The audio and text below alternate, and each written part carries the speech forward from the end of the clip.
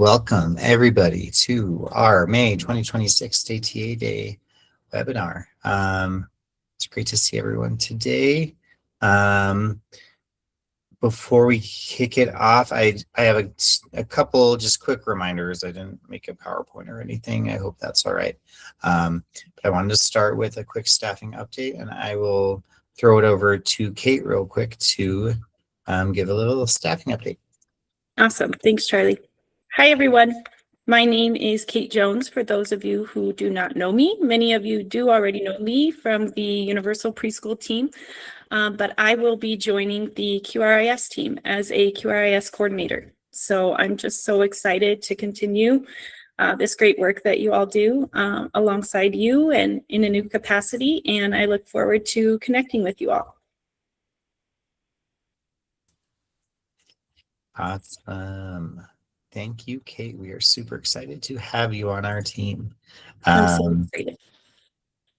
Yes, and we'll be talking in the not too distant future about what our what the makeup will look like in terms of council coordinators and different councils. So we don't have all the answers yet, but we will get to them. So then I just had a couple other real quick reminders before we really kick it off. Number one is we heard some rumblings that there was some concern among either providers or councils that coaching is not going to be happening this fiscal year due to the ratings pause. And so we just want to emphasize and spread the message that coaching in QI is still happening as normal. We're going to have Angela speak on QI mounts a little bit later in the recording, but we just really want to continue to spread that message that QI and coaching are still happening, not going anywhere. If anyone has any questions, refer them to our help desk, and we're happy to kind of talk through those with them. The other real quick update is that we found a potential logic error on minor improvement grants, calculating only a 10% indirect, even if you have 15% on your GAE invoices. So please do we're going to be double checking on our end too, but before you submit, please just double check that the minor improvement grant in particular amount, if you're submitting for that it's calculating the correct indirect, because it may not be updating it to 15% if that's what your council uses. So those were my real quick, totally unrelated updates, but I wanted to make sure to spread the word because they're both kind of important for different reasons. So with that being said, I would like to pass it on to the Shine Early Learning team. And I'm so sorry, I forgot to put Ivan on here, but I'm going to add him right now. He will be talking as well, presenting. So Melissa, are you kicking it off? All right, awesome. Yep, I am. All right, you should be able to see the slides now. Well, hello, everybody. It's been a while, I feel like, since we've connected, so we're really happy to be here with you today. We're sharing a little bit about Spark Colorado and our products and services. For those of you that don't know me, I'm Melissa Swain. I am Senior Director of Public Systems at Shine Early Learning and was formerly at Clayton Early Learning for almost 10 years. So we'll dive in here. I'll have Linda introduce herself first. Hello, everybody. I'm Linda Franklin, and I came over to Spark Colorado the same time Melissa did. I'm the director of the coaching and training department, and I was at Clayton Early Learning in a variety of capacities for over 10 years. Awesome. Thank you. So a little bit about us and our history. There's still some confusion out in the community. So our teams did transition from Clayton Early Learning back in September. Hard to believe it. We're coming up on a year already at Shine Early Learning. And our products and service work was formerly called Elevate, and it is now called Spark Learning Lab Colorado. So we've got the same staff. We're just part of a new company now for this body of work, and Clayton Early Learning is focusing on their direct service offering to children and families. Our team has been serving Colorado early childhood professionals for over 20 years. So we've been doing this work for a long time out in the community. Just a little bit about our national reach from our companies. So it gets confusing, which is why I definitely wanted to add some clarity here. So we are part of a parent company called Oscillero Learning, or Oscillero Inc. Oscillero Learning really covers all the direct services. So those are actually Head Start, early Head Start providers across the nation. And then we have our Shine Early Learning, our network here, that is really focused on community organizations and state systems. So that is the focus there. There are several Spark Colorados across the nation. And at Shine Early Learning, we serve small and large projects for across 31 different states and territories.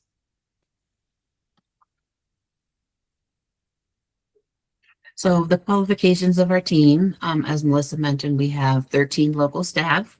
We are fortunate that we are able to work remotely, but we do still service all of Colorado and possibly abroad. We have 13 of our team members are certified in the class scales, both infant, toddler, and the pre-K class. And we have 3 ERS anchors that are anchor status for the 3 rating scales as well. We also provide early childhood education trainings by ECE professionals, and our trainings that we offer are PDIS and TAP approved. Some of the products and services that we offer, you're probably aware that we do ERS certifications, both virtual and in person. Those services are still ongoing, even though the rating has taken a pause. We also do evaluations such as the class observations, ERS, and we can do those classroom specific or for a whole program. And then we do offer over 30 training options that you'll find on our website. All right, and some of our other offerings here, we offer Embrace, which is effective mindfulness, building responsive and confident educators. This really supports providers versus children. There are tidbits for children as well, but this supports providers mainly with their mental health, mindfulness practices. This helps with retention. We can fully run this program with providers and with programs and with educators. Or we also offer a train the trainer model where we train coaches to execute the program to fidelity. And then we also offer pre-service and in-service packages. Those are basically customized training deliveries. They're designed collaboratively with directors and owners. And we really kind of do the heavy lifting as a team to plan those and support those so the directors and owners can take a step back and enjoy some of the training activities with their staff during pre-service and in-service. We also offer training and TA bundles. So that's training and coaching or training and actual technical assistance working through a process. And we offer that for all of the trainings that we offer as a service as well.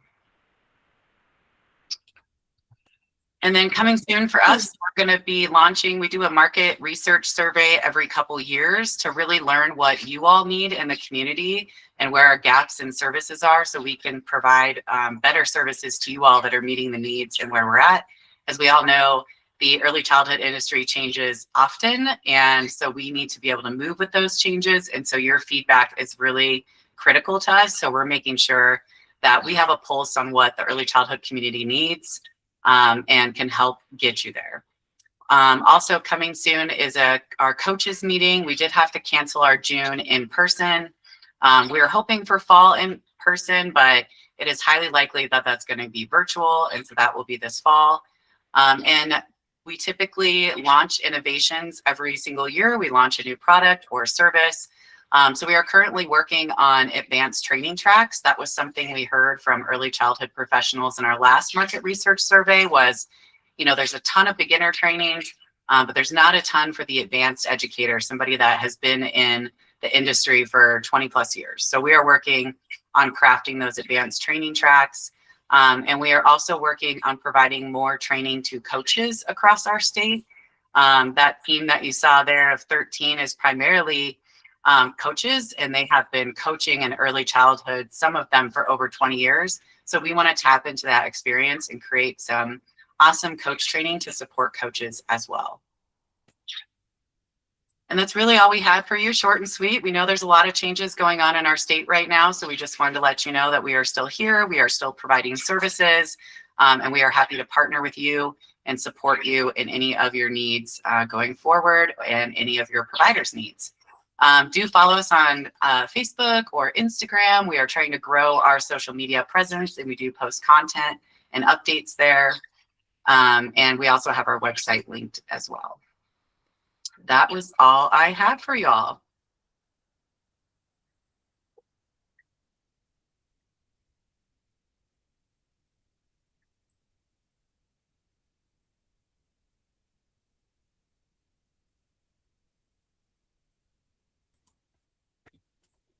Awesome. Does anyone have any questions?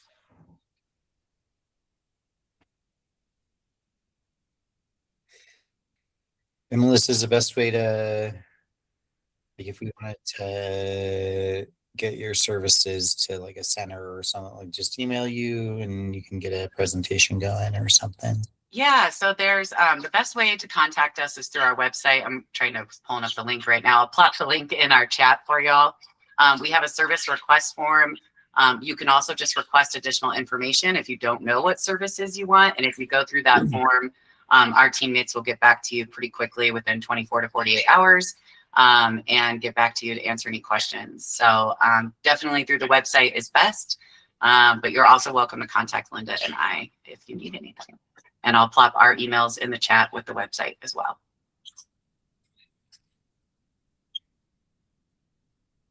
Well, thank you all. Thank you for letting us spend some time with you. And it was great to be here with you all again.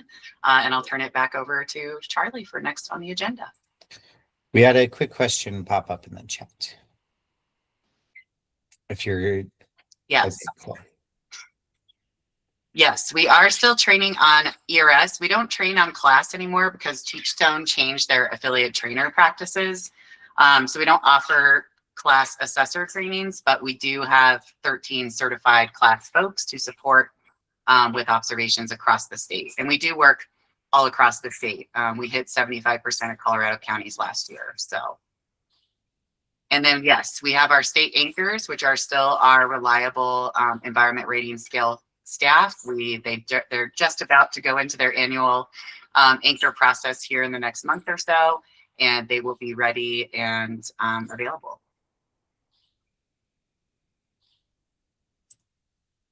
Awesome.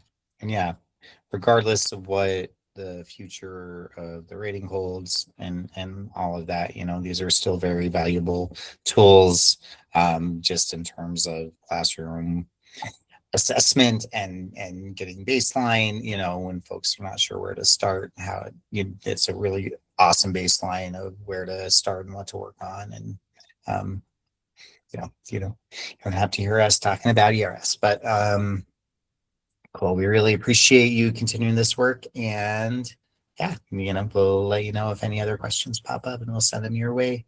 And we'd also like to hear real quick from Ivan. Sounds good. Thank you, Charlie. And not to confuse anyone, because I'm going to talk about going farewell when Melissa just talked about offering all these services. So yes, we're still offering services on one branch. Our team that has supported the QRIS is going to be bidding everybody a farewell. So let me just share our slide real quick.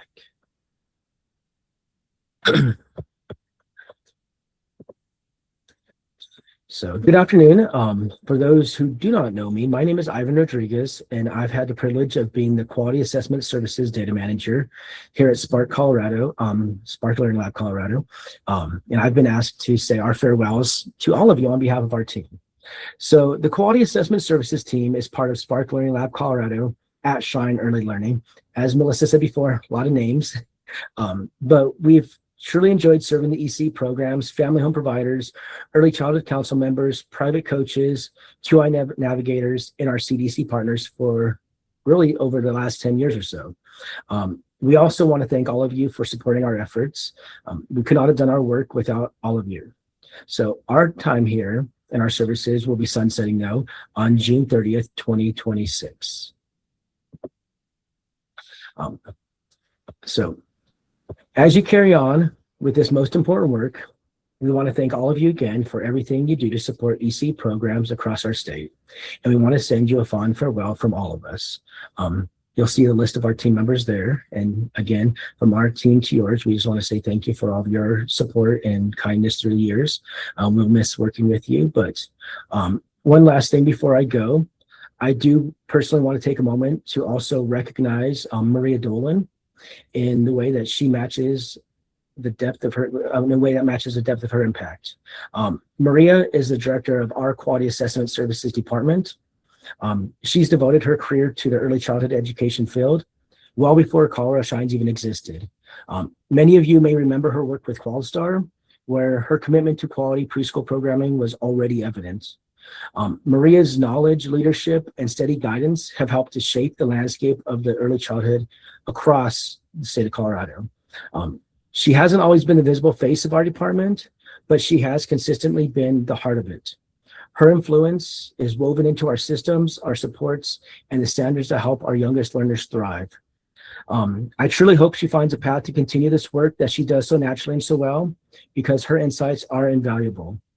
And on behalf of our department and the countless lives she has touched, both directly and indirectly, I just want to say thank you to Maria. Your work may have not always been seen by everyone, but it was also absolutely felt by all of us. So thank you. With that, I bid you all adieu. So thank you, Charlie.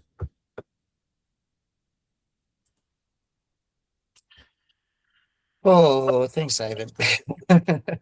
Sorry, that's a lot. Oh, and yeah, I definitely want to echo your appreciation for Maria. And you know, she's been there since the start, and she was one of the people who trained me on my rating journey as well. And I remember her shadowing me, or me shadowing her, you know, when I started my journey as an assessor more than 10 years ago. So we appreciate her. We appreciate you, Ivan, and Katie, and the leadership from you, you know, your responsiveness. And I think I speak for everyone on this call for saying thank you for your work and dedication to making this rating what it was throughout your time here.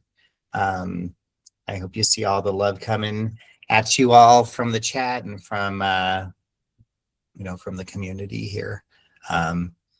Goodbye is never easy. We all hope that this is more of a see you later.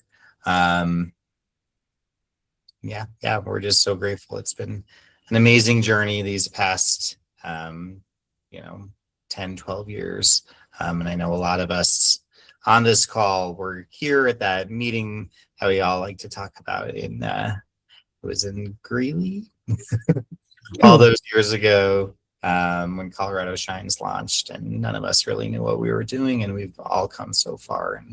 And we thank you and your team for much of that work. So thank you. We're going to have a proper celebration for our assessment team next month to send them on their way. So thank you. Thanks for taking the time to present, and yeah, for all the work that you guys have put in. All right. Let's see, Danielle. Believe it's your turn to present. I think it is. All right, I'm going to share my screen. Just kind of talk about a couple things. Okay. Today is today. There's the date, if anyone needs to know. Just kind of want to talk about quickly. My name is Danielle Santiago Berman, for those who do not know me. Just want to go over some quick dates. Our 25-26 funding streams will archive on June 30th at 3 o'clock on that day. So to prepare for this, please forfeit any unused fund on your requisitions, and then forfeit any unused funds on your funding streams by this date. And then, of course, reconcile your TSQI, ESQI, and minor improvements. That means pulling your report by June 30th. That way we can archive that funding stream on time. To prepare, if there's a delay in archiving the funding stream, we will not be able to open up our 26-27 funding stream on time. It will be delayed. This means MOUs will not be able to be signed until the 25-26 funding streams are closed, and we are able to open the 26-27. Reminder, if any programs do submit a QI application, if there's a delay on closing the 25-26, we don't have the 26-27 open yet, there will, in a program submits an application, it will be on the wrong funding stream. We'll have to delete that application and they will have to resubmit their application when we're able to open the 26-27 funding stream. So please just work really hard on getting that closed out by June 30th at 3 o'clock so we can open up the new funding stream. I have an email coming out to you all planned tomorrow. It was originally shared as one document for all of you to make a copy and fill it out. We have some sharing agreements that do have to change on our Google, so I will be sending out individual ones to each one of you. It's council information. We will collect this every year to help us set up the funding stream and making sure that all of your users have the correct permission set, and we just have all of that set. It has allocation splits. It's in a percentage. If you want 50% to coaching, we'll put 50% coaching, 50% to dollars, but it explains it here. So you will receive this spreadsheet. Please fill it out, all the information. Make sure that your mailing address, your physical address, all of that is up to date. It has your quality improvement navigator, what permissions that you're requesting for them. If that's going to be the default QI navigator, that is just on your funding stream. And when a program is, or an account is created or a program is created, that will be the default QI navigator on there. It can be changed. And then also your CC/R&R and referral and your coaches as well. So all of that will be captured. We do need this back by the 15th. That way I can make sure that I'm getting the allocation splits correct, your coaching correct, your coaching rates correct on the new funding stream. So I will send all of those out to you tomorrow. So please look for that email and please get it back to us. I am going to turn it over to Sarah so she can talk a little bit about the coaching policy, and then I'll go more into our coaching portal.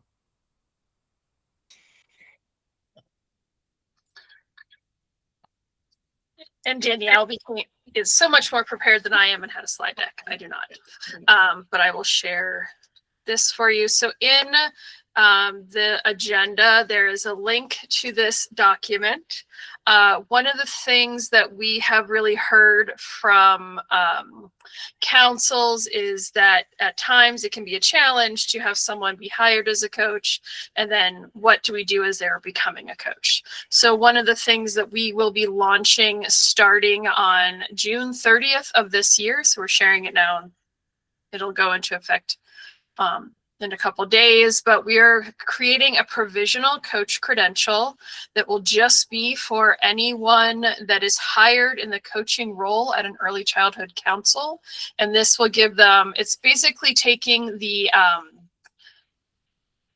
agreed upon decision of 6 months and putting it into very clear policy format and putting that credential into our system so that we know what it looks like. But it's for anyone who is starting their role at an early childhood council as a coach who has not yet had the opportunity to take the coach specific training, but then this way, this will capture their coach credential within our PDIS system.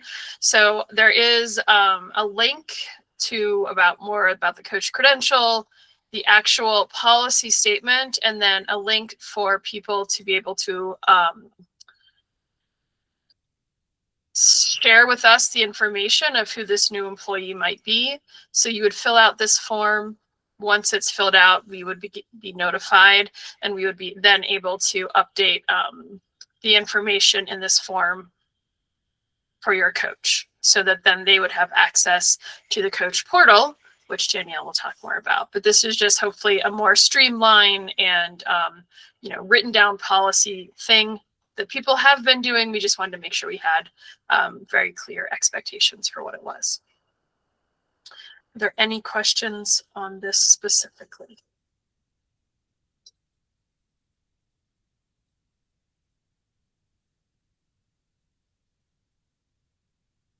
Okay. You can have it back, Danielle.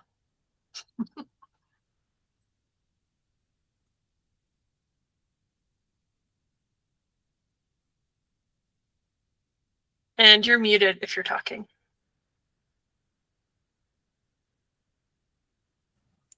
Thank you, Sarah. I was talking.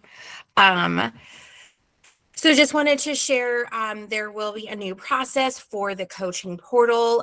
When you onboard a new coach and you want to create access for them, currently you email the help desk or myself. It is always best to email the help desk with anything. So if it's Kim related, so it doesn't get lost. But the new process for the coaching portal, to have access for the coaching portal, is you will use this request form. It is on that policy that Sarah shared. There is the provisional coaching policy and the coaching portal policy that we will share out, and I will share the slides because it does have links in here. But you will go to this coaching portal access request form, choose your council, and then put in your name and then what coaching credentials do they have. That way we know if they have a provisional. If they do not have a provisional, we'll go through those steps before we grant access to the provisional. And then it will send you a copy response. If you want it, it will send to me. If they have a coaching credential, I confirm that within the PDIS. Then we will create that account for them. So do you have any questions about that? All right. Join me at Kim office hours, third Thursday of the month. There is a link to the office hours if you want to be added to it, or if you just want to grab it there, I will be on the link. And there is my email. If you have any questions regarding that or anything about the spend down and the dates and the new funding stream open or the council information Google Sheet that will go out, please feel free to put them in the chat or come off mute.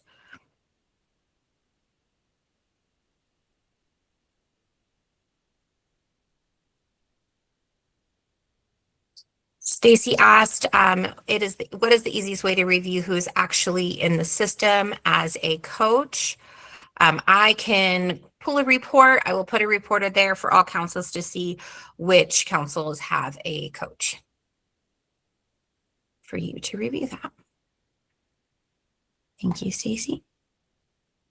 If we don't have any questions, I will pass it on, I think, back to Sarah.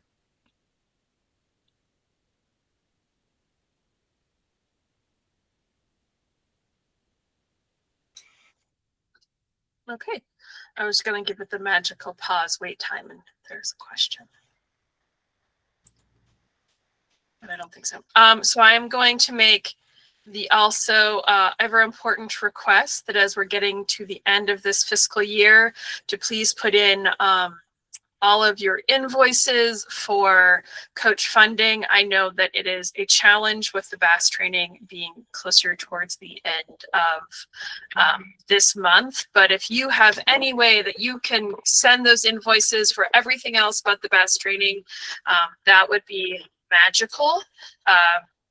We were given a lot of extra money to use and spend for coaching late in the game this year, but we really want to spend down as much as humanly possible. So the more I know when and how it's being spent, I can then maybe give it to other people if people are still looking for coach funds. With that being said, there also in the agenda for this meeting is the business rule for the GAE coaching funds. We will still have this funding amount at $75,000 to share amongst all of the councils that request funding. This is the business rules for it. This year I'm doing something a little bit different where rather than you submitting a smart sheet request, I'm asking you to fill out this form. You can either choose to make a copy and fill this out, or provide me with the exact same information in an email. But I would like to know how you're planning on spending the money monthly, and not just a breakdown of how much money you want, but when and how you're spending it, so we can be more on top of the spend down, and so that I'm not waiting for all the invoices come June. We'd like to see it spread out more across the entire fiscal year. So if you are a council and you would like to request money, this would be the way to do it. I would like to have all of these in by the end of July so that I can get funding amounts back to councils and award letters. But yeah, the sooner you can get the money back to me, the better. But really would like to know the plan. The more detailed your plan is, the more likely you are to have your funding request met. So yeah. That was all I had. Are there any questions about this piece?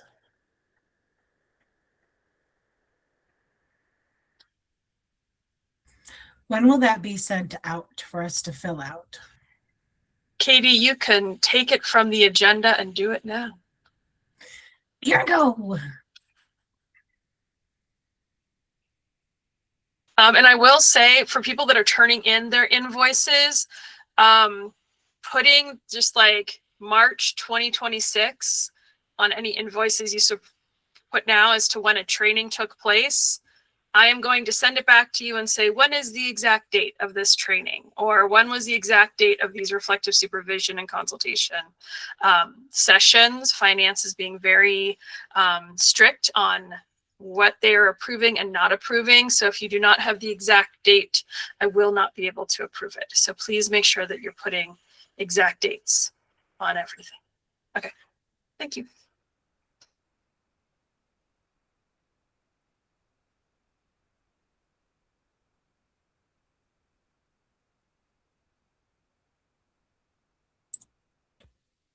Cool. Are you Alicia, I would suggest reaching out to Robin at Healthy Childcare Colorado, as that is a training that she puts on versus something that we do as a state.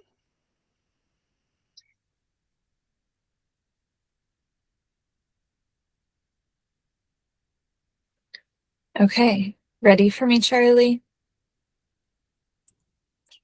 think so? We don't want to fall into millennial pause territory, but we want to make sure that we have a good pause.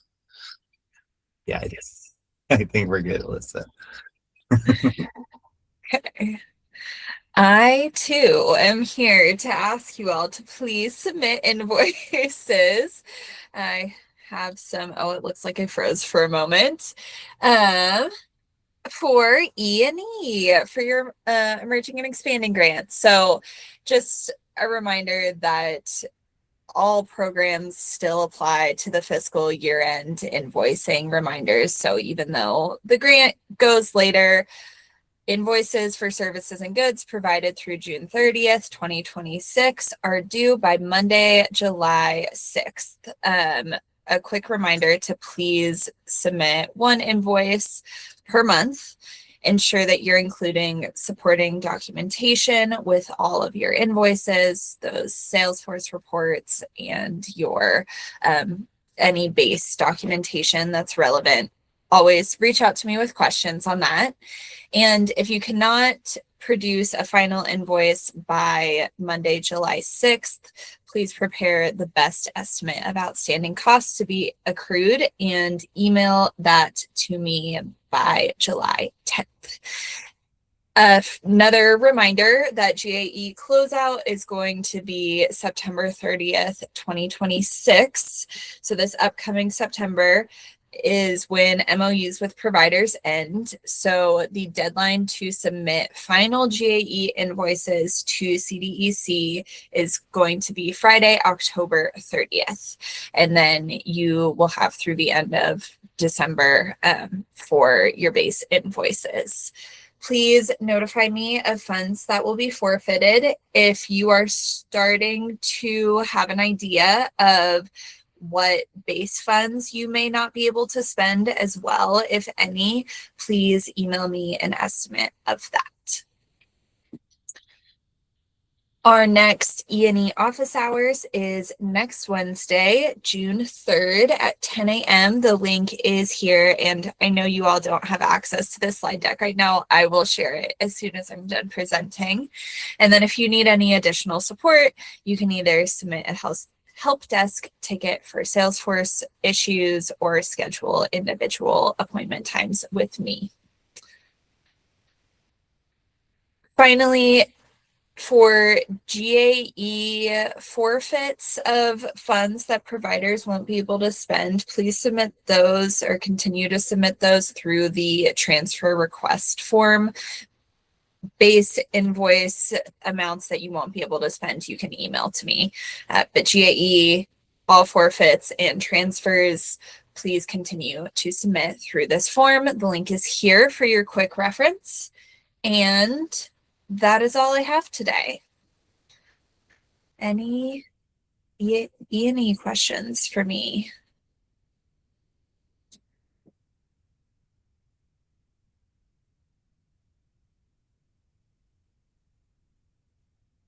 Okay, I will give you all view access on this slide deck and hope to talk to you all soon.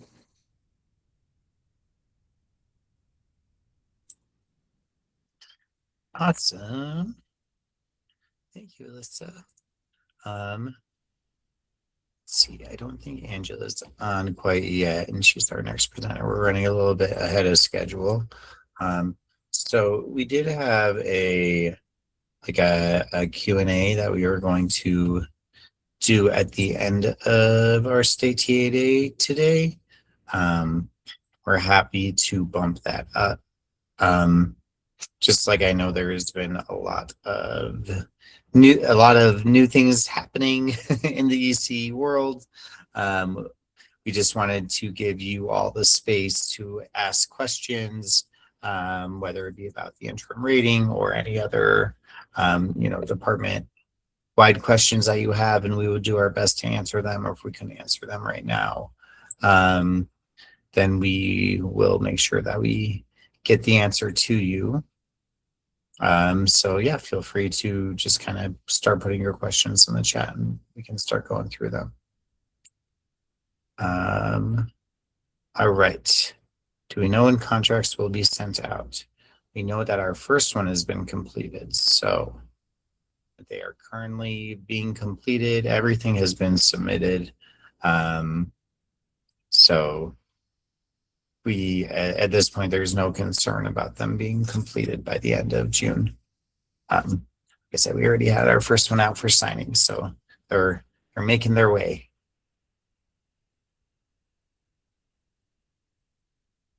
Any other questions? The other option is we can take like a 15-minute break and then I'll come back at 2 o'clock. I'm more than happy to do that too. Should we do that?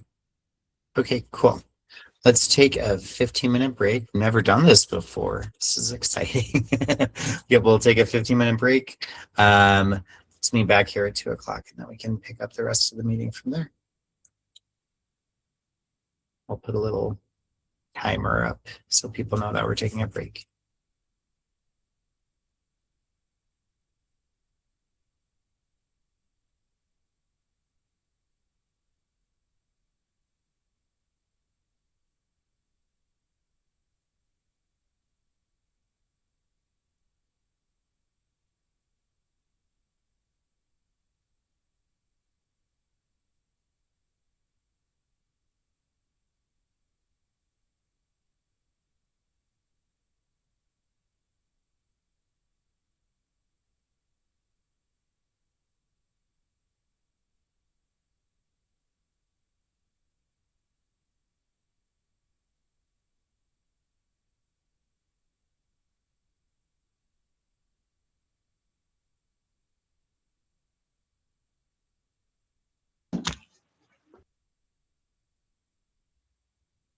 Hi, Katie. Do you have a question?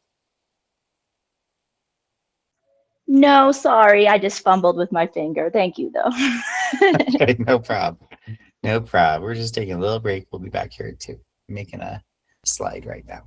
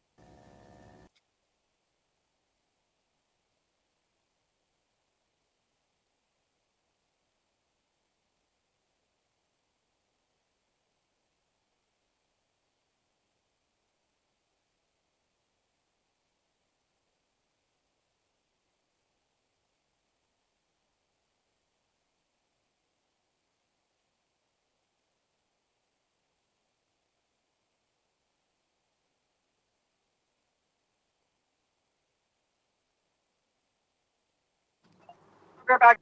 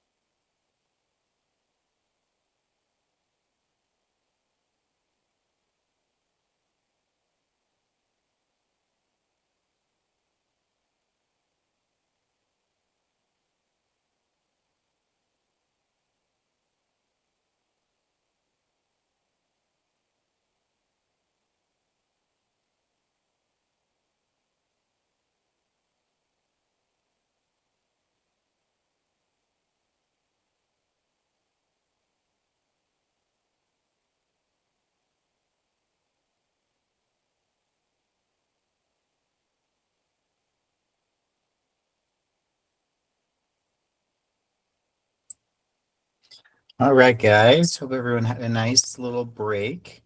Just double checking that nobody has any questions on anything that we presented on so far.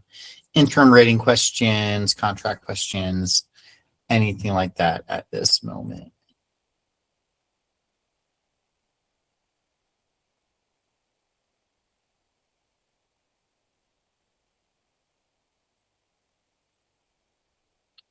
All right, cool. Yeah, just a reminder that to everybody that as of May, I think it was 17, the L3 to 5 rating is paused, so folks can no longer submit for the level 3 to 5. Folks are still able to, like we talked about at the top of the meeting, apply for level 2 and apply for quality improvement funding. But as of now, until mid-September, the level 3 to 5 application has been closed. So again, if there are any questions on that, please take this time to ask.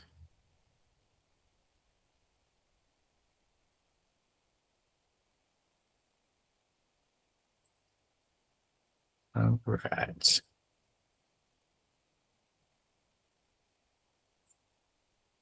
And it looks like Angela's here. Angela, are you ready to give a little spiel? I am. Thanks for having me. Hi, everybody. Let me pull up a couple of slides for you really quickly. So I am here on behalf of the team just to give a couple of paperwork updates, just so you have a sense of, how we're doing relative to what we talked about at the Hot Topics call a couple weeks ago for fiscal year 27 planning.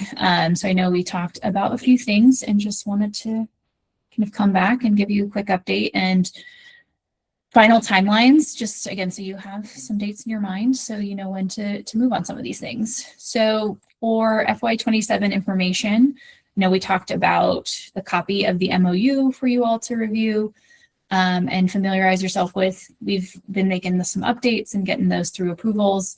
Just a few slight tweaks on what you'll see in those MOUs that councils can use with your programs that are going to be receiving quality improvement funding. So we expect to be able to get that copy to you by June 10th at the latest. And the same thing goes for our business rules updates. Again, we don't expect to have major changes in NAVs from what you've seen in the past, but we are just making some things more explicit around alternative pathways. We're opening up some options within professional development, or again, trying to just make things a little bit clearer on where are there allowable costs and trying to invite more opportunity in some of those spaces. And then we've been getting a couple of questions around your GAE allocations. I know we had sent some numbers earlier in the contract renewal process. Those were not the correct amounts. And so we are reworking those and wanting to track back to make sure they're consistent with years past. So the quick update here is that we should have those numbers out to you by June 10th as well. But wanted you to know that you can start your planning for all of that now, because we should be very consistent with your historical GAE distribution amounts. So just that this is really the extent of my update, but wanted to open the floor just to grab any remaining questions you may have on these, so that when we get these out to you by June 10th at the latest, hopefully sooner, if there's anything else you want us to take into account before we send them out, would love to kind of hear from you now. So hopefully this is helpful for planning, but also wanted to stop and check in and grab any questions you may have about these 3 items.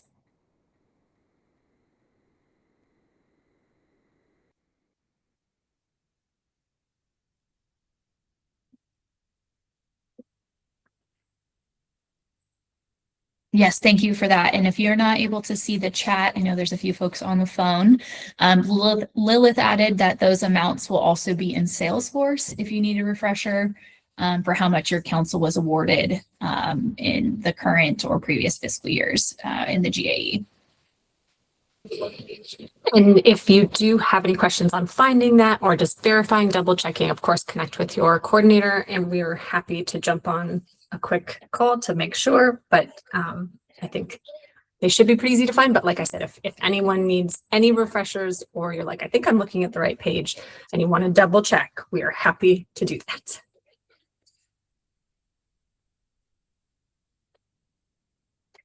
Question in the chat here is minor improvements will still be available. Yes, that is correct as well.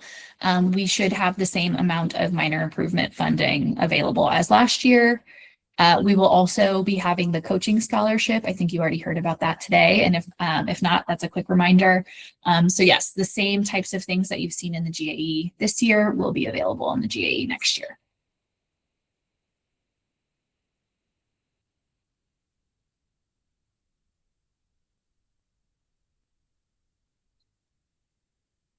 Other questions or information that would be helpful as we're compiling all of this?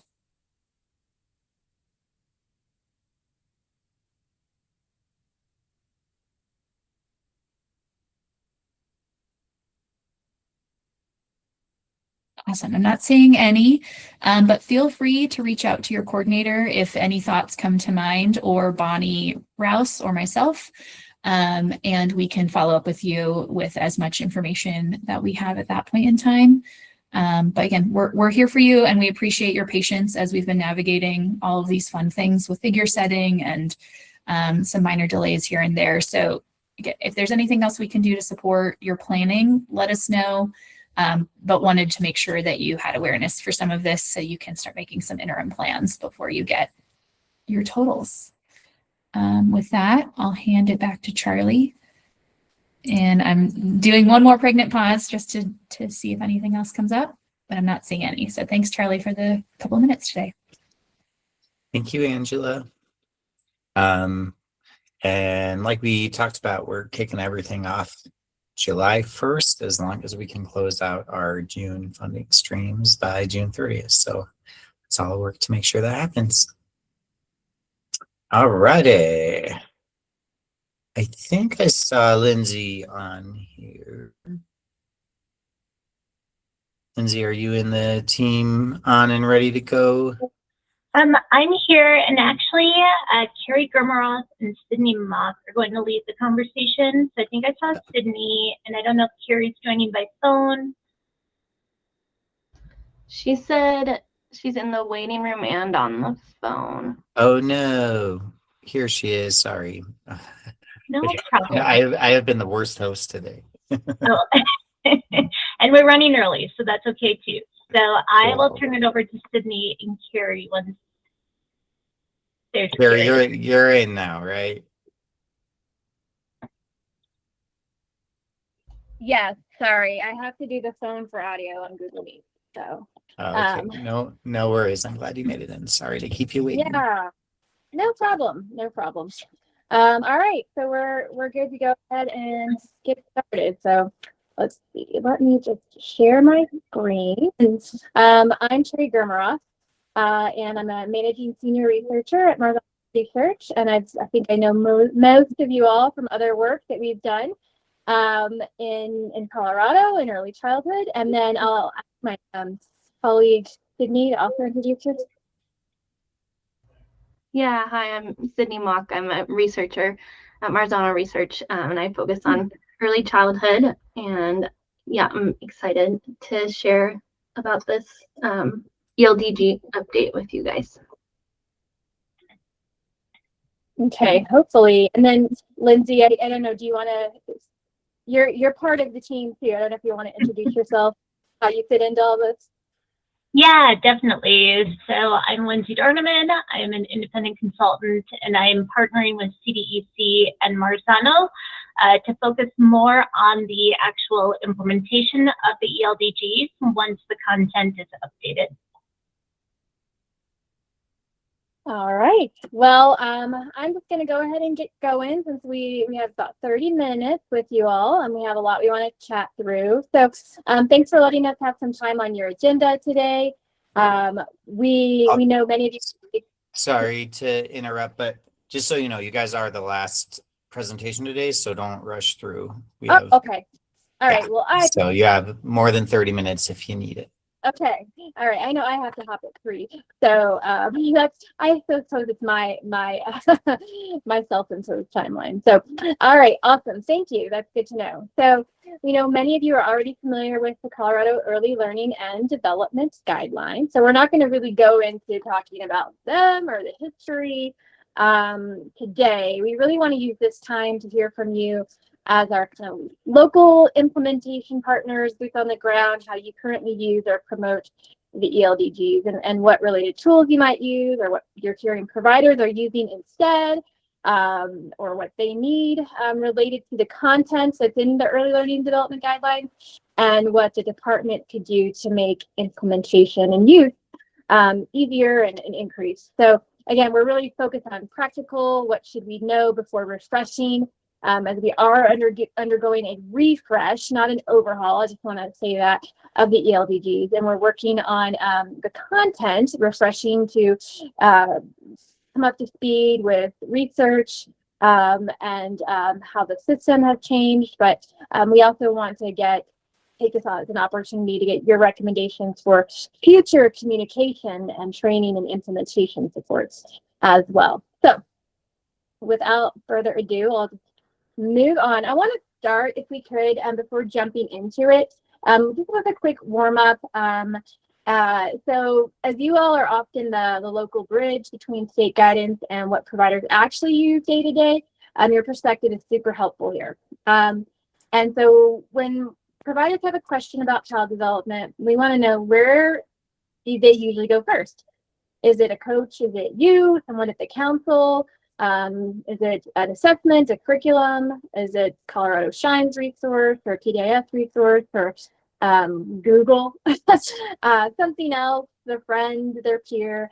So we'd love for you to just take a few minutes here in the chat, if you would, just to go ahead and drop a word or short phrase that completes this sentence. Obviously, no wrong answer here. We're just trying to understand a real ecosystem of tools and trusted supports that providers are already using. So complete this sentence. When providers have questions about child development, they usually go to blank first. So I'll give everybody a minute to pop their responses in.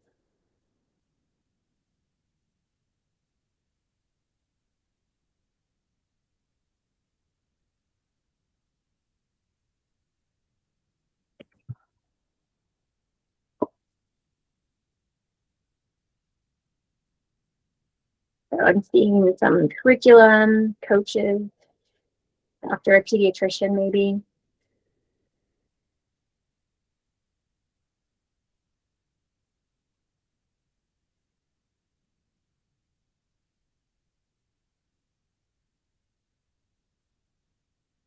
Peers with more experience. Yeah. Lots of trusted partners.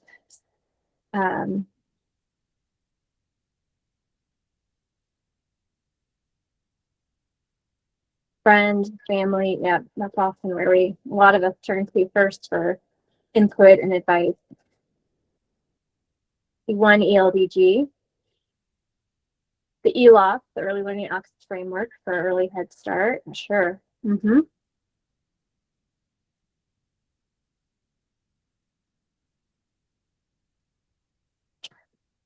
This is really helpful to see these different responses come in, and it really just shows us that the ELDGs are one source, and they fit within this broader set of tools and resources and people and connections and local support, relationships, lots of people listed here. So relationships are important. So I see a lot of kind of connections with trusted partners.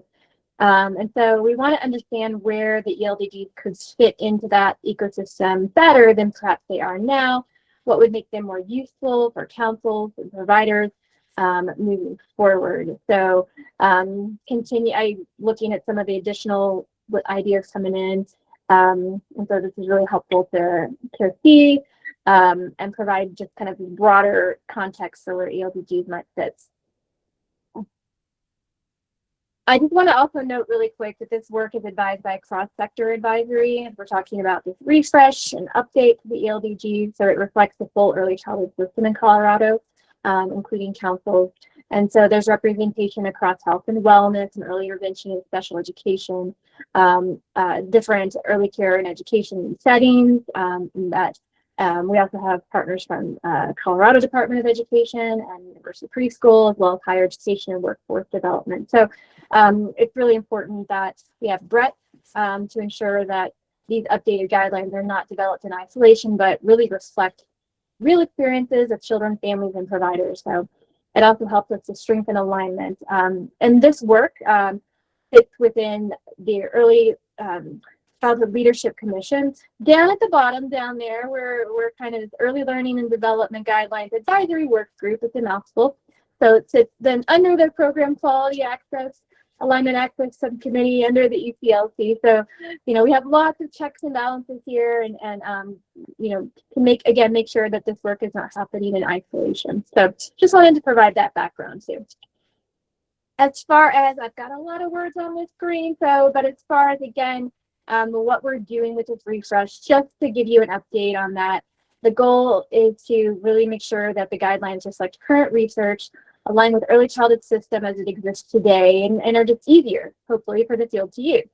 This is not a full rewrite. So we're taking a phased approach, and phase 1 goes through the end of June, and it's really focused on understanding what needs to be updated, where alignment may be needed to be clearer, what recommendations should guide phase 2.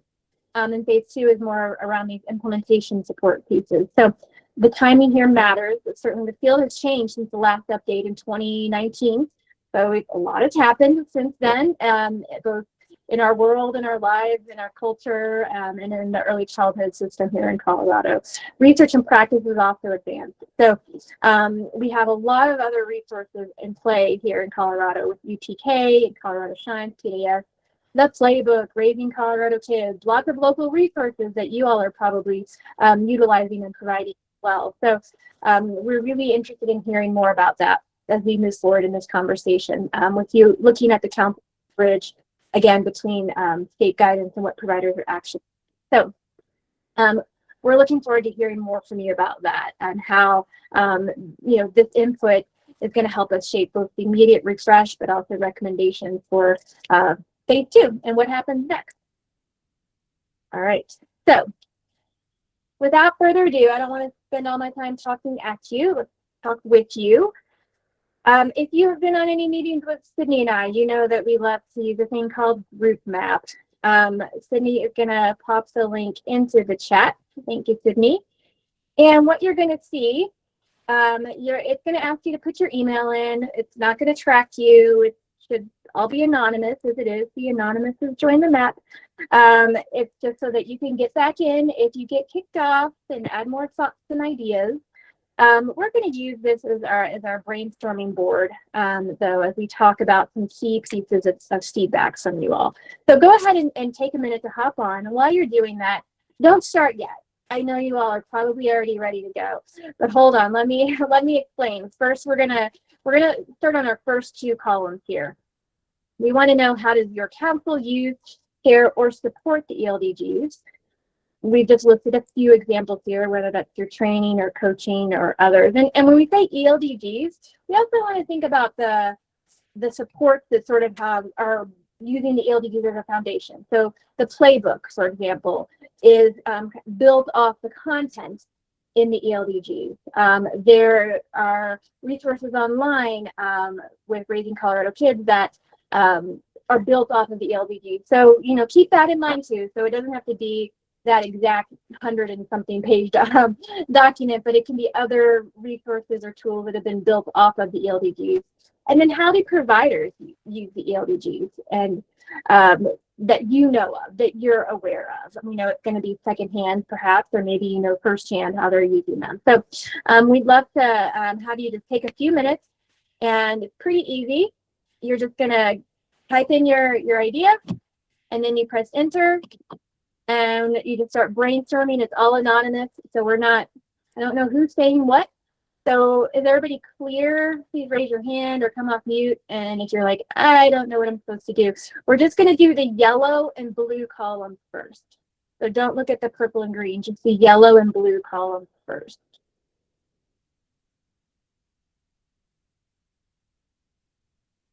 I'm going to stop sharing and give everybody about 5 minutes to populate the yellow and blue column. So I see some already coming in, and you can like other people's comments if you want. I can click on that. No, you can't yet. I'll fix that so you can. There you go. Now you can. If you want to like it, you can give it a thumbs up, or you can reply to somebody else's comment if you want as well. All right, so taking the next 5 minutes to add your ideas to the yellow and blue column only first.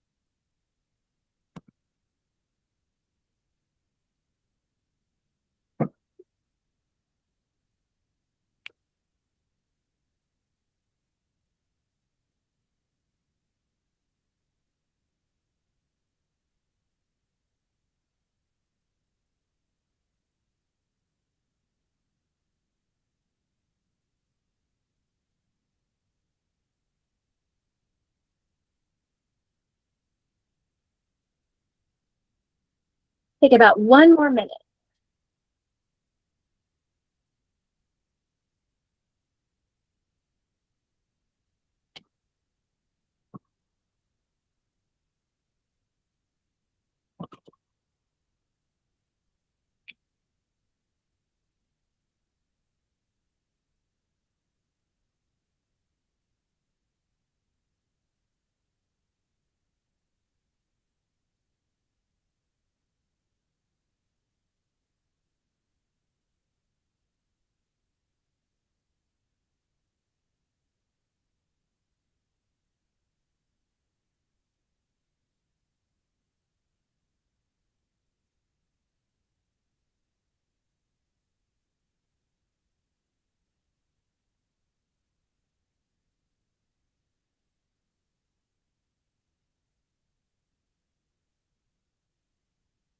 All right.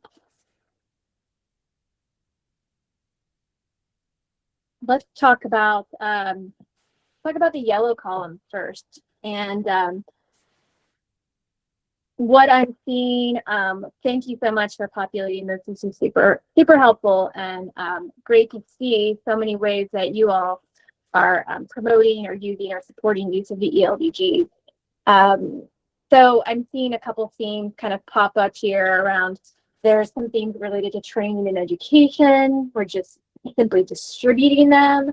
just providing access, whether that's through a hard copy or distributing a playbook to families and FFN, using them in trainings. Again, like I said, there's resource integration. So supporting provider questions by using the ELDGs or the reference tool for conversations. And so just want to invite you to come off mute. If you'd like to elaborate further around, where you find ELDGs to be most helpful in supporting your work as a council, or what's the kind of, if you want to share a particular story or experience, would love to just hear a little bit more about how you're using them.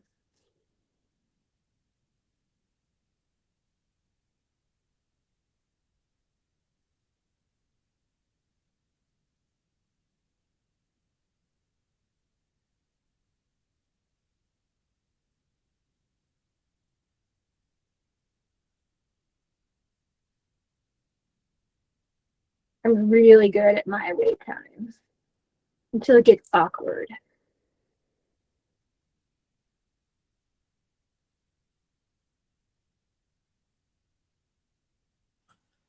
We can start calling on people if you want. Well, I would love to hear more about, I think when we're talking about family, friend, and neighbor, and when you're sharing those, sharing the ELDGs with FFN, like what does that look like? What are those conversations? Is it FFN coming to you with a question, and how are they getting in touch with you? And then how are you kind of relaying that information from the ELDG? So maybe if anyone that put that on, I'd love to hear more about that, because that's just certainly a sector or group that we're always trying to, make sure get access to the information.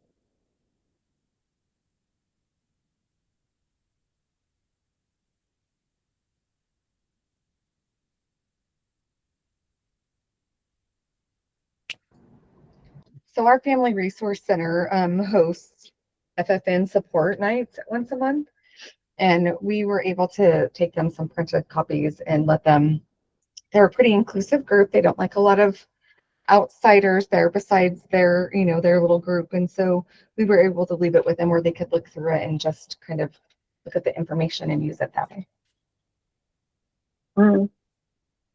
That's awesome. Thank you, Courtney. I appreciate you sharing a little bit more and elaborating.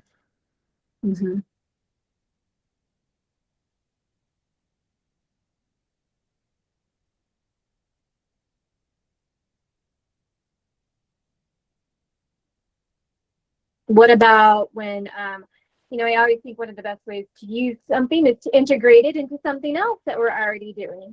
So I'd love to invite anyone that said, for example, you're just even simply referring to them in director meetings.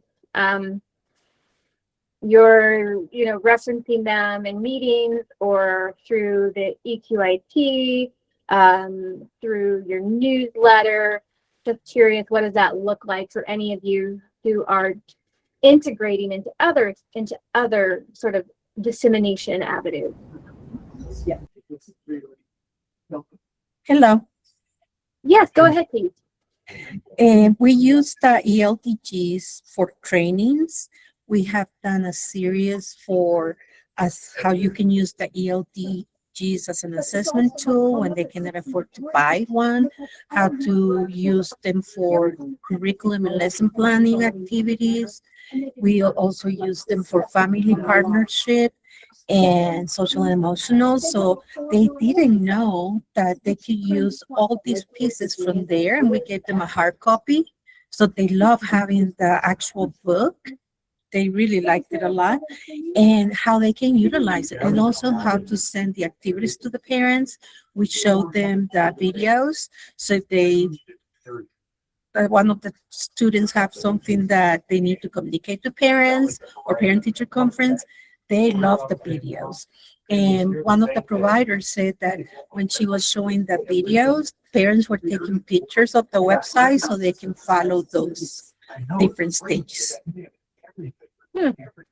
Great. That's really helpful to hear that. I think we always wonder in terms of the videos and what are families and parents accessing these days, and what kind of what's the best way to communicate the information in the ELDG to parents and families. When you, this question is to you or to anybody else as well, do you find that you're having to kind of transpose that information when you're sharing it, or are you just kind of taking it exactly how it stands in those big tables and saying, here you can do X, Y, Z, or are you kind of putting it into a different format or repackaging it, or how are you translating it, if you will? We use it exactly like it's there, and we can break into groups, and they can go and work on what did you find for language for this age group, and they can look at their book. So we keep the same format. Okay. All right. Great. Let me ask you, oh, stop going ahead, you overachievers. We're on the blue column. Let me ask you now, turning into just how providers are using the ELDGs or related tools. Again, you know, I think we're seeing some, you just raised it, I think, Janina, hopefully I pronounced your name correctly. But we're seeing our providers for curriculum and planning. So we got curriculum development or lesson planning. I see it come up full time, aligned with existing curriculum, or child development. So really supporting their child development, understanding to build simple assessments, perhaps, or to communicate to families, whether that's via the tip sheets, maybe, and you know, that are actually on the website that are already put together, or something else. And I'm curious, concept, but is it,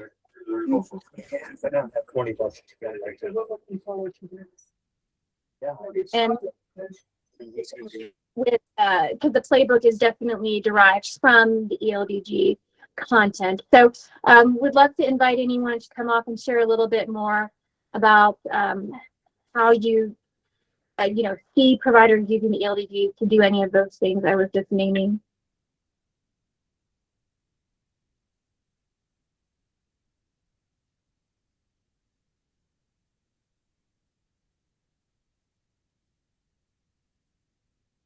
I'll just pick on whoever said this. I'd love, what did that conversation look like? So, because yeah, children, I always say about my own kids, right? They are much better for you than they are for me.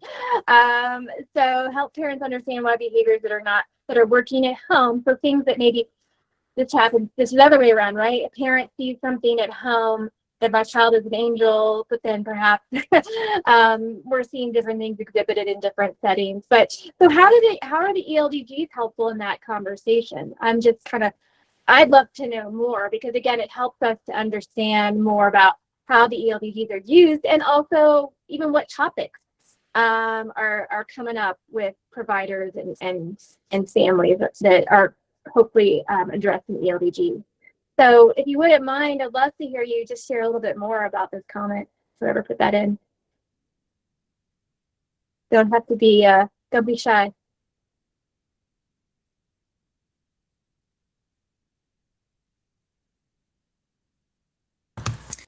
That was me.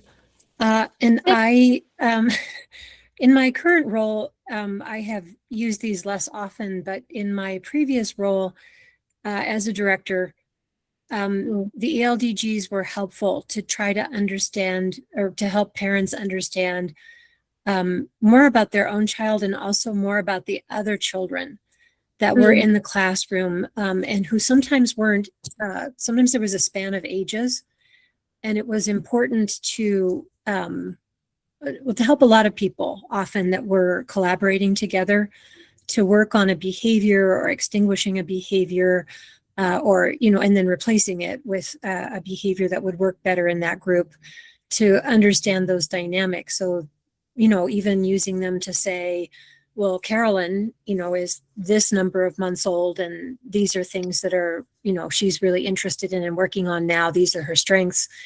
And, you know, her friend Angela and Lilith are, you know, working on different things in their different ages. It helped teams. Thank you. I'm glad. It's okay. You're near me on the screen. So I just brought you up. But right, their interests and strengths might be different. And talking about how important it is for kids to get started right away, working together well with one another. I found the ELDGs helped build that understanding and with multiple players on the team.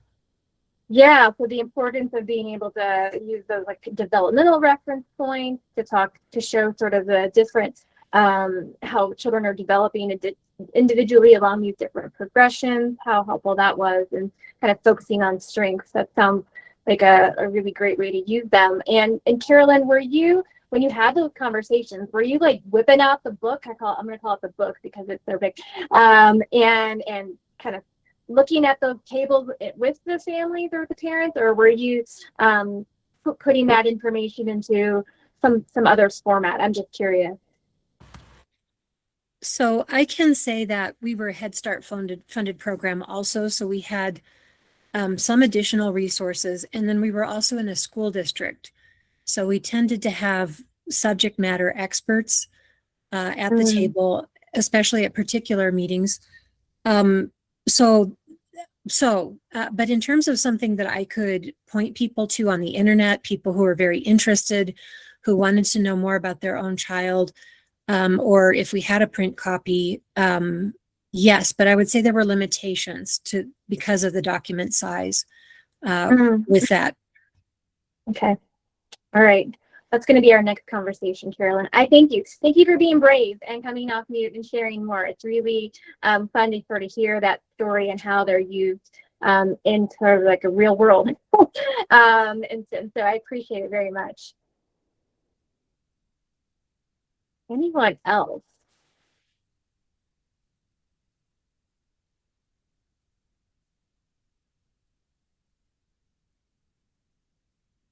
I mean, I thought it was also really interesting how the ELDGs are supporting curriculum development. Anybody care to share more about how we're using it as a guide to, or how we're being used perhaps as a curriculum?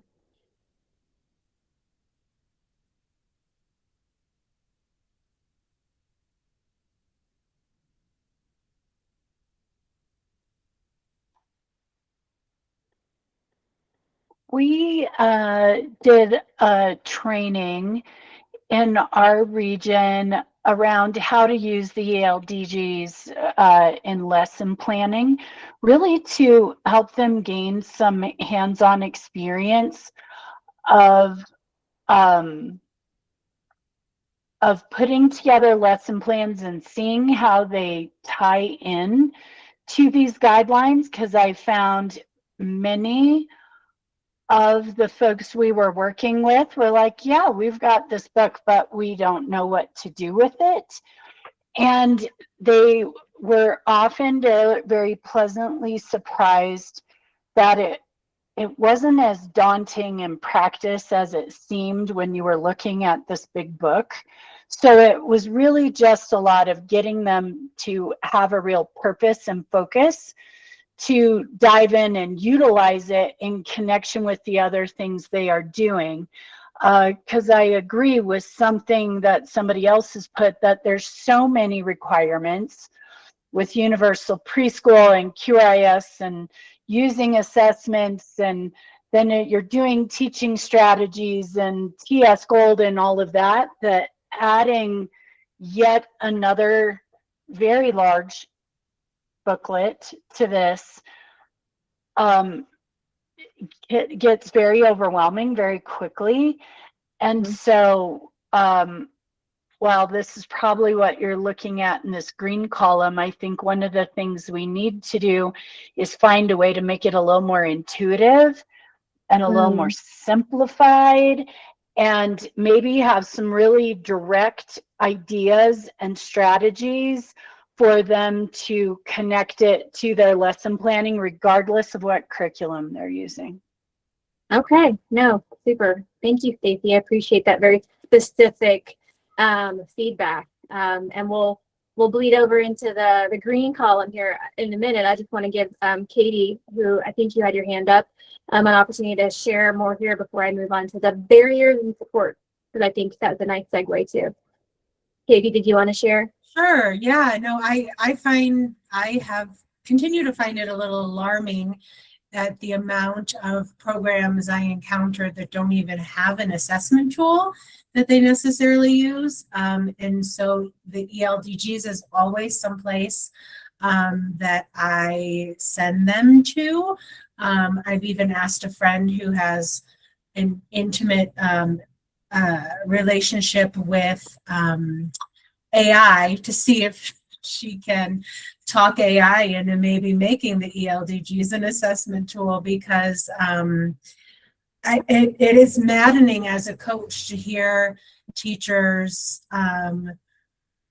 in a sense, like complain about their children doing things that just aren't developmentally appropriate. I'm like, so there's this thing that that says 2-year-olds aren't supposed to do that yet. And if you knew that, your life would be a lot easier and gentler. So, yeah, you know, I think I find that, you know, curriculum is understood a bit, and lesson planning occurs.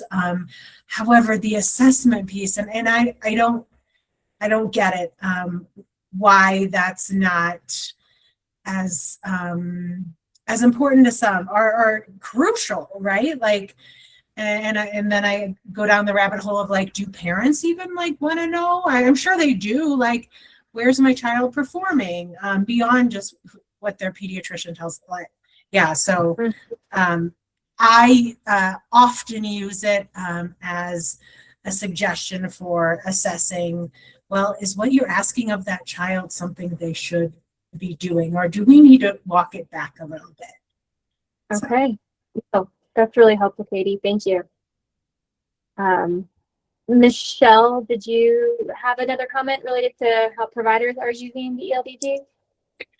Yeah, I was going to say, like, to add on to what Katie was saying, I think part of the challenge is that up until now, we've only asked them to align what they're using to the ELDGs instead of giving them tools of how to better utilize the tool in general for both planning for curriculum and understanding what that means, and also planning for assessments.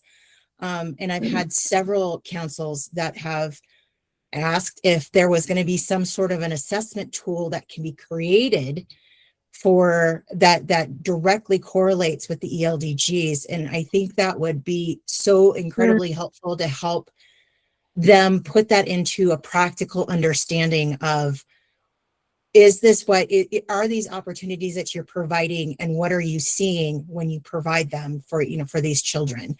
Because I think that's probably the biggest one, is that the document is so large, and it's something that, although we've promoted it, hasn't really been put into a practical sense where we're kind of having them really break it down and understand what the tool is and why it's here. That's been the challenge with just getting providers to even use the tool. And so, you know, I would love to see more opportunities being created, that we're breaking that down to really show the usefulness of these and why it's related to child development and why they can use this and not worry about what other tools are telling them, because it should align exactly with everything else. No, that's super helpful information. And I think Heather in Larimer County, can I invite you to come off mute and share about the observation tool that you all created based on the ELDG? And then Katie says share. I'll say please share too. But would you like to come off and just say a little bit more about that tool you all created? Yeah, so probably back in about 2016, I created this observation tool directly aligned with the ELDG, that it is word for word basically but it puts it into a format that teachers can use, that they can determine if a child is emerging in a skill, developing in a skill, or mastering the skill. And so it's something that we have used in Lamar County since then.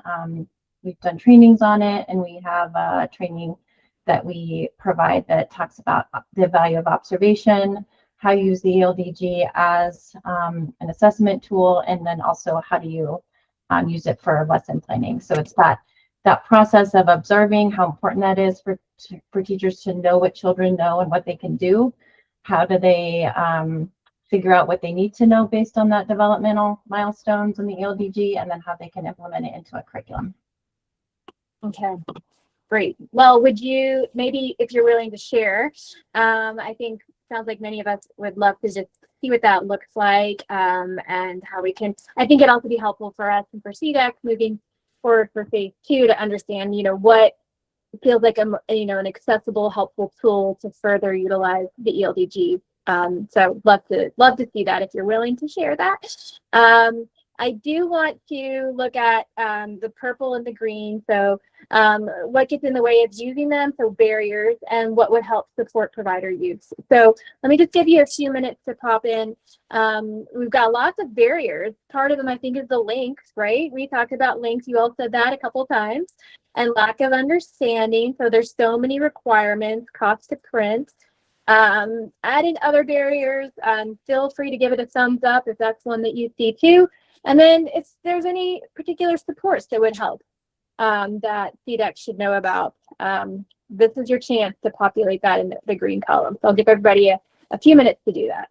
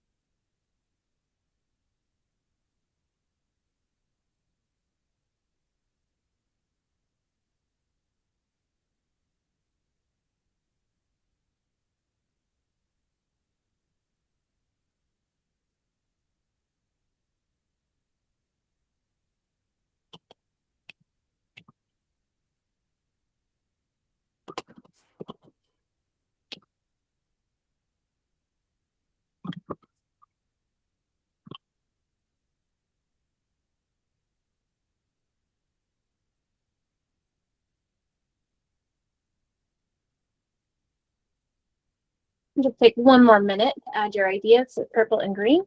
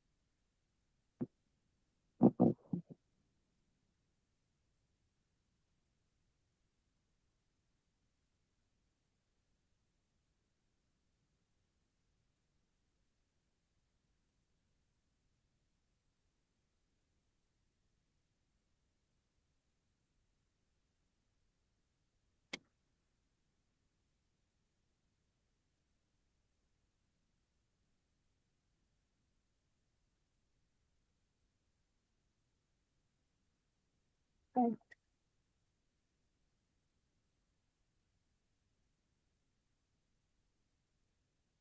Please feel free to continue adding your ideas on the purple and green columns while we chat here. But really quick, I'm seeing some themes pop up in terms of what gets in the way, what are our barriers, the complexity and length. We've talked about that, the format, confusion and understanding. So the ELDGs are one of many things.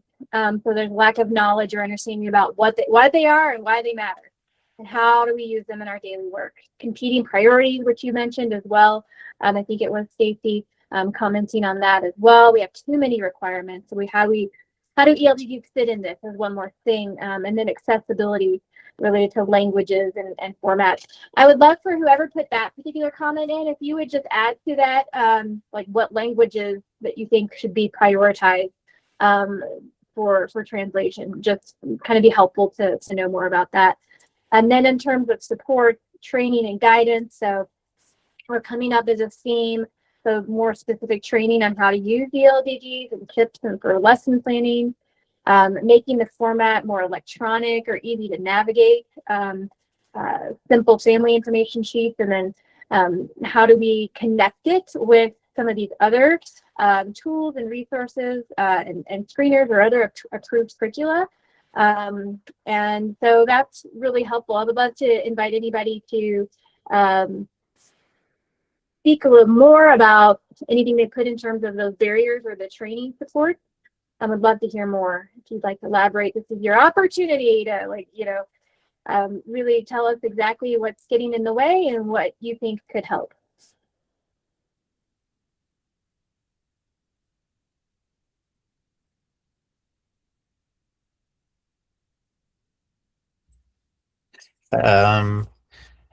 Just working with councils, I still think that there is a need for having physical copies of ELDGs for rural providers, just like available if like somebody could, text an office and get one mailed to them. I think it could end up in a lot more hands that way. Okay, no, that's great. I never know, I feel like so much has moved digital that is there still a desire, demand for print? So I think that's helpful to hear. Yes. Because I see that comment there about technology and can be a barrier in rural communities, and so to have physical copy alleviates that. Thank you for elevating that perspective and that need. Appreciate it. Confusion about the ELDGs. I've seen that again. Sorry, go ahead. I didn't mean to cut you off. That's okay. I was just going to say, the way that it's structured when you look at it online, you have to do a lot of scrolling. And I mean, it's really not online user friendly in many ways. You can't jump from section to section. You can't search it. You can't do a lot of things that you can do when something's developed as an online tool. This was developed as a print document. And so that's how it works most effectively. So to take whatever the refresh does and have someone who actually knows how to develop an online tool for those people who do prefer to use it electronically, I think would be a great idea. Super. That's a great point, Diane. You really broke it down exactly. Yeah, that's right. It was initially developed as a print, and then we've tried to put it in as these other dissemination tools. Yeah. Yep, Jennifer, I see your comment in the chat. Make sure you put that into formats as well. We have 5 minutes left. I'm not trying to rush us, but I want to make sure we get your input on some of these last two pieces. Purpose. So I am sharing on my screen. I'm going to move everybody. I'm going to make you move. You have to go, and you can toggle up here between brainstorm and purpose over to purpose. We want to know, what do you think should the purpose of the ELDGs be? What should be the purpose of the ELDGs? We want you to select your top three. And if you say that there's something that's not listed, you can select other and then write your answer in here. You don't press submit. I will just see your responses. So if everybody could just move over, I'll show you. I can see the results popping in over here as you start to see somebody already selected. So as you select your responses, I will see the results on my side. So go ahead and just take a minute or two to select your top three. I get the answers. You don't have to submit anything. You're just going to put in your ideas and elaborate on your top three purposes.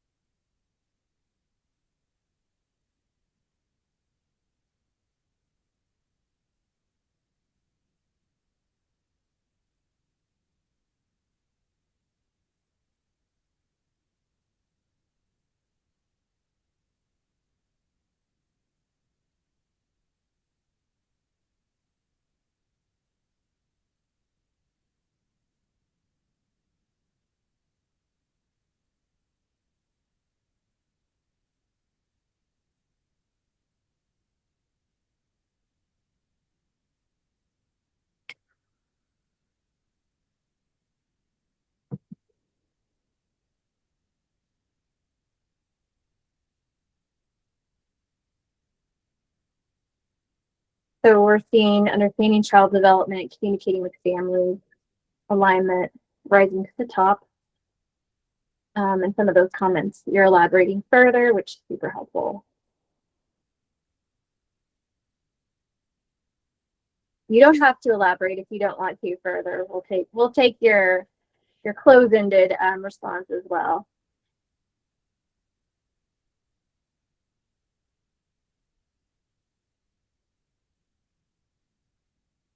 And once you click your ideas, you don't need to click anything else. So anybody want to share a little bit more about what they think the purpose of the ELDD should be?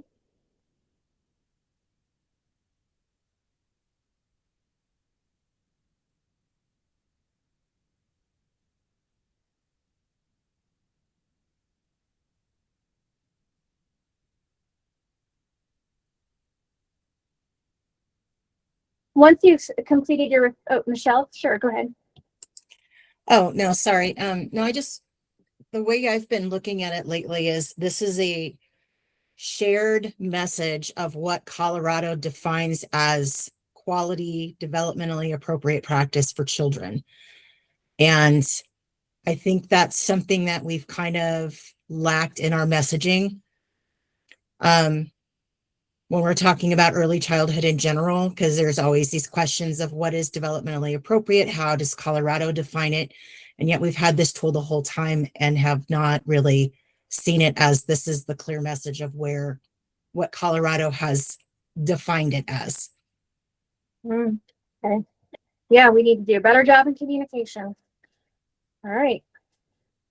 I don't want to rush you, audience. Once you add your answers to purpose, we want to know who the core users of the ELDD should be. Who should we be designing them for first? You can list whoever you think comes top of mind and who are the complementary users. So who do we think should be able to use them, but maybe they're not designed for initially? And then are there audiences that the ELDD needs to be sort of transferred, I think I spelled that right, into another format? So you might think of providers, you might think of pediatricians or policymakers, or where do families fit in here? So please, before you leave, add in your responses for our core, complementary, and sort of companion audiences, if you will.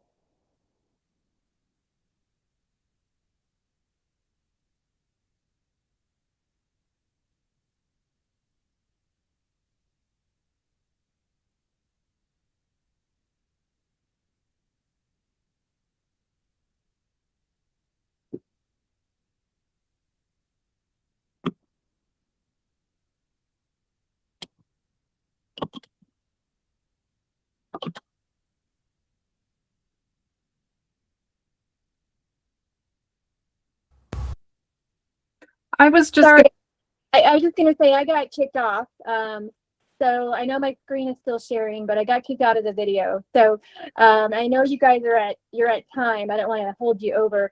So please keep putting your ideas in the audience there. But Sydney is also gonna pop into the chat. We have a survey out, and it's gonna close Monday morning. That you may have seen it already in a newsletter, but we invite you to take this survey to tell us a little bit more about what you think needs to be refreshed in the ELDG, and also more about sort of formats and what would be helpful to support youth. So please take that survey before Monday morning, June 1st. We'll close it out. But I know we're at time, so well, I don't want to keep you, but we are so appreciative of your thoughts and your input here today. It's been really helpful. Sydney, if you don't mind double checking the survey link. Looks like it takes, I don't know if it takes us to the page to like a LinkedIn. Yeah, let me put a different link. Yeah. But I just wanted to extend our thanks to you. This is such important work. You know that a lot of what we do and the LDGs are kind of the bedrock of our instruction. So this is really important work to be doing here all together, and appreciate everyone here. We'll make sure that we get the correct link onto the agenda, no matter what. but it looks like, oh, it's just one of those cautionary. So you just got to click the link below it. Okay, sorry, didn't mean to cause a fuss. Cool. Well, yeah, thank you for your time today. We really appreciate you all. And we are at time. Everyone has a wonderful weekend and a great start to June. Stay cool out there, and thank you for all you do. We appreciate you all so much. We'll be getting the recording to you all early next week. Have a great rest of your day and a great weekend. Thank you, everybody.